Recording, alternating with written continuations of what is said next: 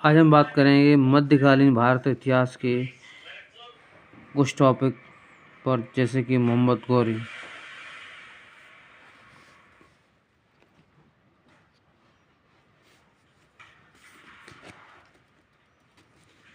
मोहम्मद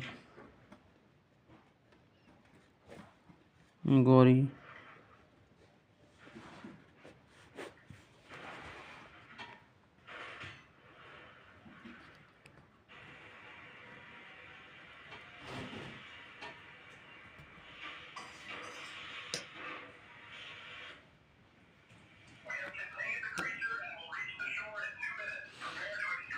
भारत में तुर्क राज्य की स्थापना मोहम्मद गौरी ने की। मोहम्मद गौरी का पूरा नाम शिहाबुद्दीन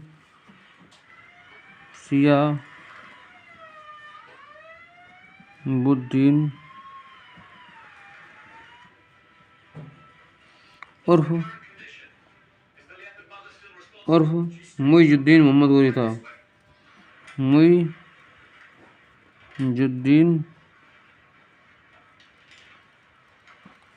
मोहम्मद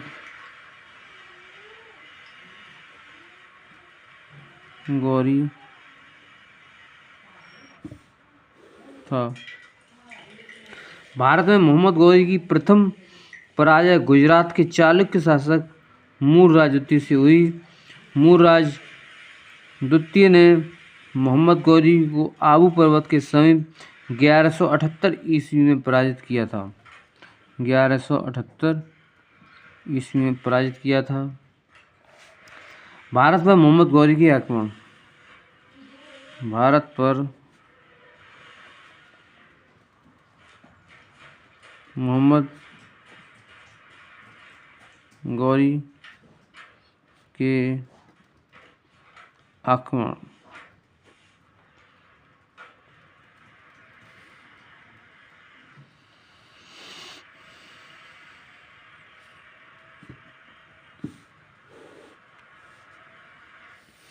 ग्यारह सौ पचहत्तर ईस्वी में मोहम्मद गौरी ने सबसे पहले मुल्तान पर आक्रमण किया।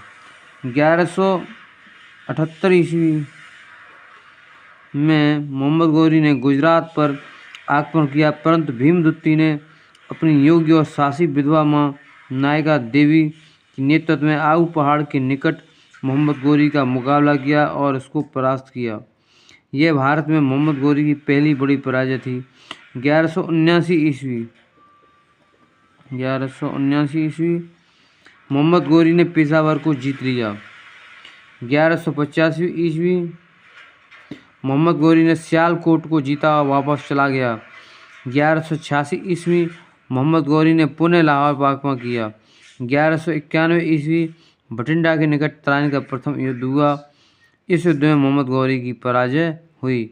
1192 ईस्वी तराइन का द्वितीय युद्ध हुआ, जिसमें मोहम्मद गौरी की सजगता और श्रेष्ठ युद्ध प्रणाली के कारण मुसलमानों की जीत हुई। गोविंद राय इस युद्ध में मारा गया।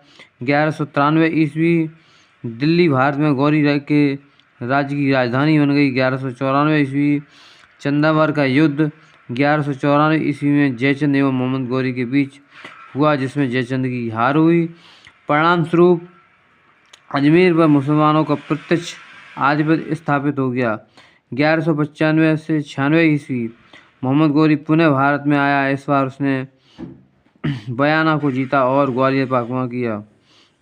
1196 ईस्वी अजमेर के संस्कृत विश्वविद्यालय के स्थान पर अढ़ाई दिन का झोपड़ा नामक एक अन्य विख्यात मस्जिद को बनवाना आरंभ किया, जो 1200 ईस्वी में पूर्ण हुई।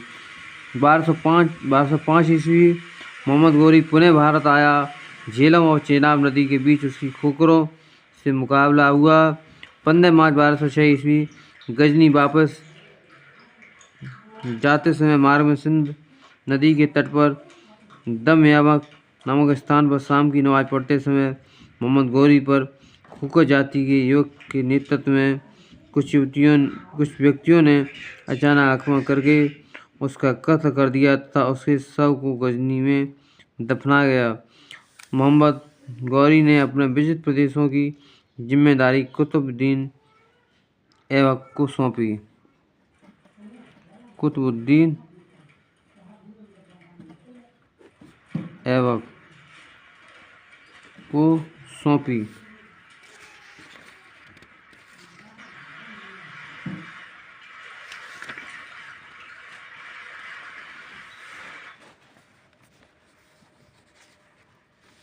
अब आता है दिल्ली सल्तनत। दिल्ली सल्तनत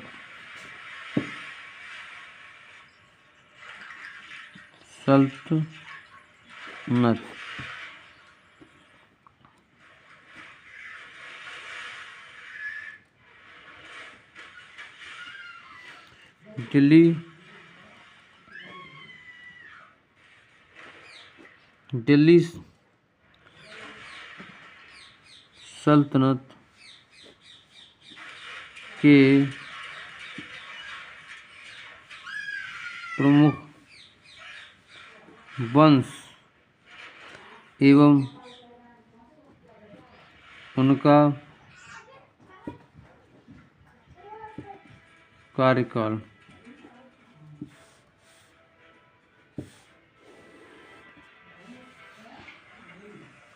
वंश और शासनकाल।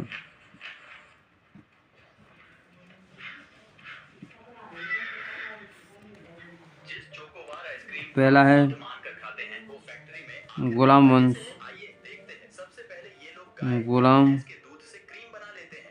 वंश, इसका जो शासनकाल रहा है वो है 1206 से 1290 ईस्वी।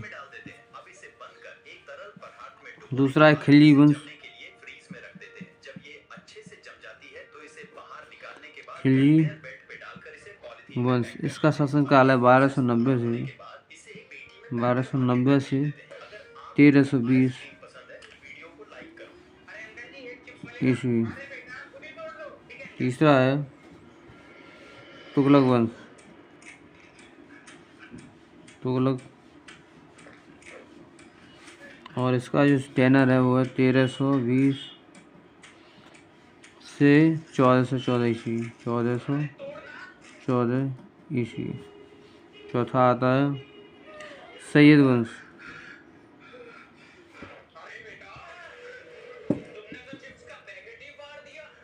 सैयद वंश, इसका टेनर है 1451।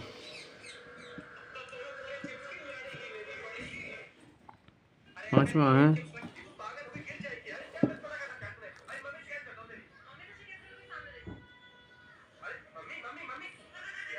लोधी वंश।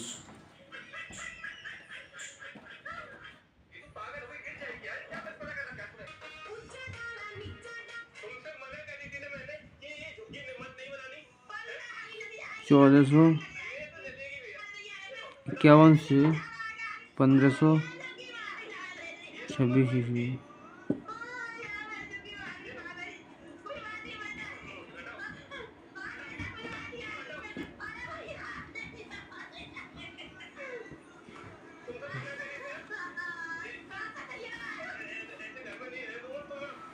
अब आता है गुलाम वंश। गुलाम वंश,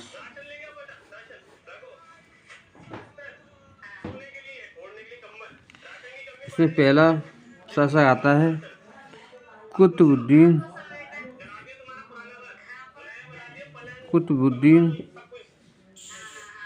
ऐबक।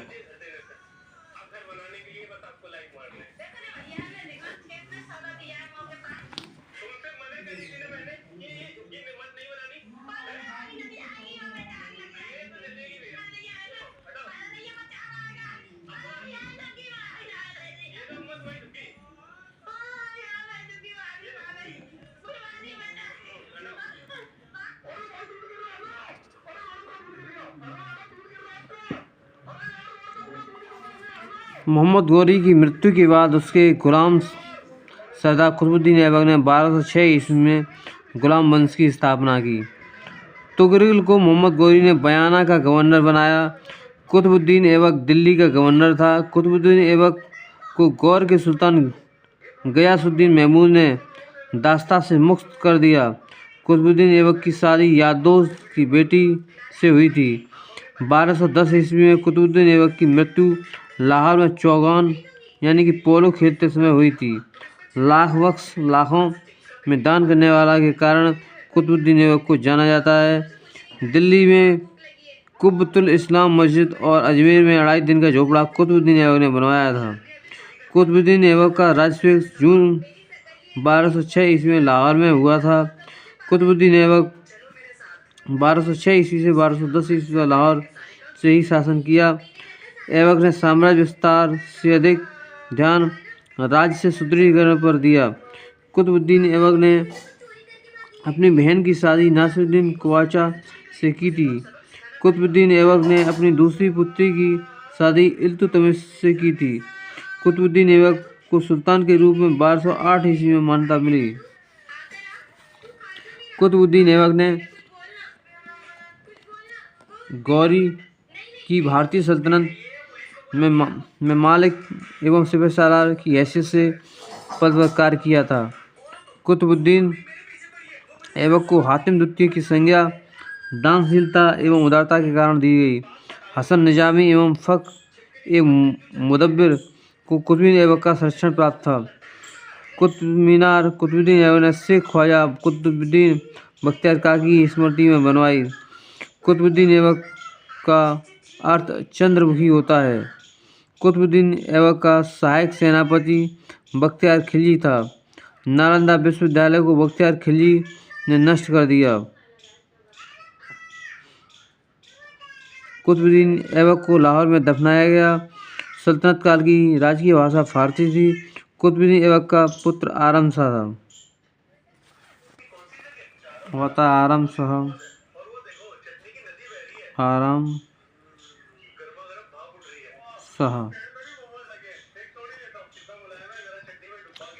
शाह सिर्फ 8 महीने तक सिंहासन पर रहा। आरम शाह की हत्या इल्तुतमिश ने की।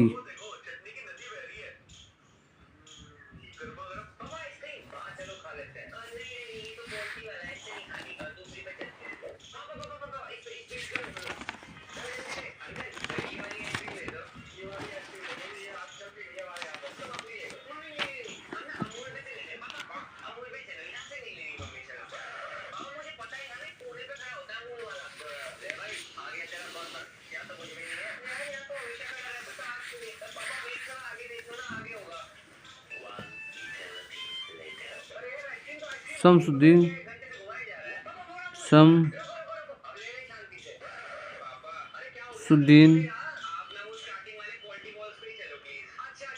इल्तुतमिश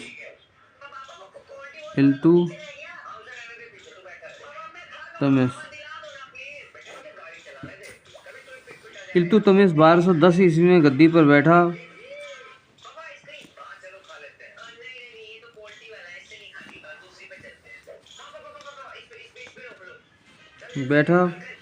इल्तुतमिश दिल्ली सल्तनत का वास्तविक संस्थापक था।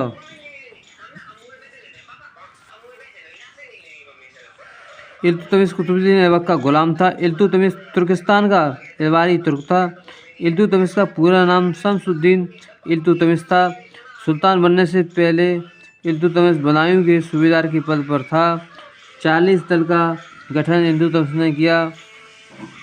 40 दल को तुर्कान-ए-चैलगानी भी कहा जाता था। 40 दल 40 विश्वासी गुलाम सरदारों का गुट था। प्रारंभ में इल्तुतमिश को यल्दोज और ख्वाजा से सामना करना पड़ा। 1215 ईस्वी में इल्तुतमिश ने यल्दोज को तराइन के मैदान में पराजित किया। इल्तुतमिश को वास्तविक सुल्तान का दर्जा 1229 ईस्वी में बगदाद के अब्बासी खलीफा से प्राप्त हुआ। सर्वप्रथम शुद्ध अरबी सिक्का इल्तुतमिश ने चलवाया। इल्तुतमिश ने 2 महत्वपूर्ण सिक्के चांदी का टका और तांबे का जीतल का प्रारंभ किया। राजधानी को लाहौर से दिल्ली इल्तुतमिश ने स्थानांतरित किया। मोइनुद्दीन चिश्ती के दरगाह का निर्माण इल्तुतमिश ने कराया। इल्तुतमिश ने एकता प्रथा चलाई। भारत में पहला मकबरा निर्मित करने का श्रेय इल्तुतमिश को है। इल्तुतमिश ने अजमेर की मस्जिद बनवाई। मध्य एशिया के मंगोलों का नेता चंगेज खान था। चंगेज खान ने भारत पर 1221 ईस्वी में इल्तुतमिश के समय आक्रमण किया। मंगोलों के प्रथम आक्रमण से भारत को इल्तुतमिश ने बचाया। इल्तुतमिश की मृत्यु 1236 ईस्वी में हुई। इल्तुतमिश ने पुत्री रजिया को अपना उत्तराधिकारी घोषित किया। इल्तुतमिश ने सुल्तान के पद को वंशानुगत बनाया।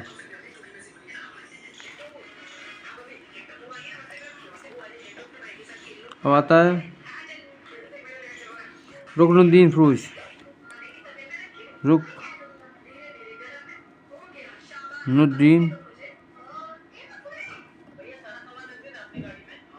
फिरोज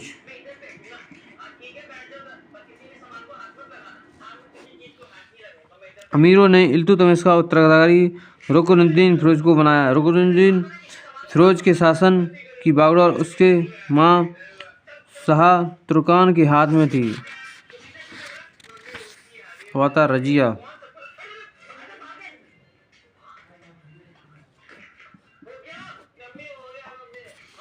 रजिया को 1236 ईस्वी में जनता तथा अमीरों द्वारा गद्दी पर बैठाया गया।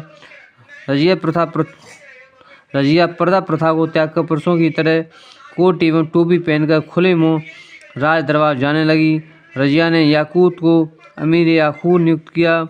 रजिया ने अल्तुनिया को तबर हिंद भटिंडा का तगार नियुक्त किया। रजिया ने अल्तुनिया से विवाह किया।